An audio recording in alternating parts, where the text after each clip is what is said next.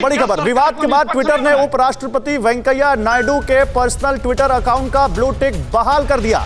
सरकार की फटकार के बाद ट्विटर ने अपनी गलती मानी। सूत्र ये बता रहे हैं, पहले ट्विटर ने उपराष्ट्रपति के पर्सनल अकाउंट से ब्लू टिक हटा दिया था और फिर ब्लू टिक यहां पर लगा दिया।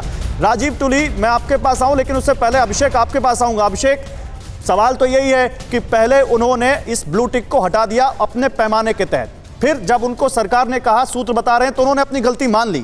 तब तो फिर यह पैमाना इन संघ के पदाधिकारियों पर या ABCD किसी के भी हैंडल पर लागू होता है। फिर अगर यह गलती वहां पर है तो यह गलती यहां क्यों नहीं है? देखिए, सारी बहस का मुद्दा यही है। मुझे लगता है बहस का मुद्दा ये नहीं है कि कांग्रेस पर क्या एक्शन हो रहा है, बीजेपी पर क्या एक्शन हो रहा है। बहस का मुद्दा यही है कि आपका एक पॉलिसी क्यों नहीं है।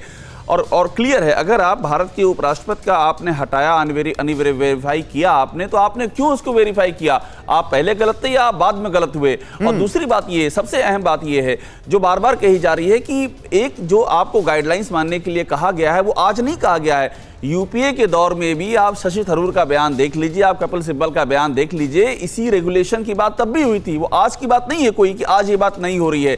सवाल ये है कि एक पॉलिसी बन जाए, उस पॉलिसी के खिलाफ जो भी जाएगा उस पर एक्शन होगा, ये क्लियर होनी चाहिए। अब यहां पर एक आखिरी बात मैं जोड़ूंगा गौरव, कि मसला सिर्फ इतना ही है कि आप एक विचारधारा की तरफ जो चीजें आ रही हैं उसको आप स्कैन करेंगे, दूसरे विचारधारा की ओर जो चीजें आ रही हैं उस पर तमाम शिकायतों के बाद भी आप एक्शन नहीं लेंगे। तो इस तरह की चीजें जब आप करेंगे तो आपकी क्रेडिबिलिटी को लेकर सवाल।